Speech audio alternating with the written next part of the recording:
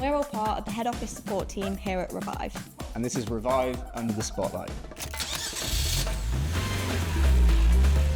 If Revive had a limited budget for one project, what would you want us to do?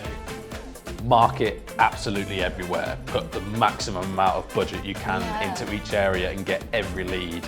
Huge recruitment campaign, obviously, because that's Yeah. where my head goes to. Yeah.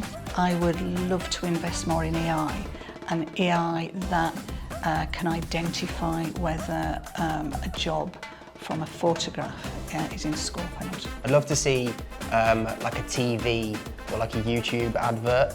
Diamond cut machine, could we have the units behind us anyway, so. Unlimited budget. Unlimited budget. You want a diamond cutting lathe. Yeah. I'd definitely love to see all electric vans in the fleet. Frozen margarita machine downstairs would be fantastic. I'd love that.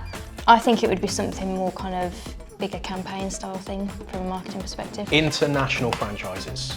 Spain, Italy. I'd like sponsor an F1 car or something stupid.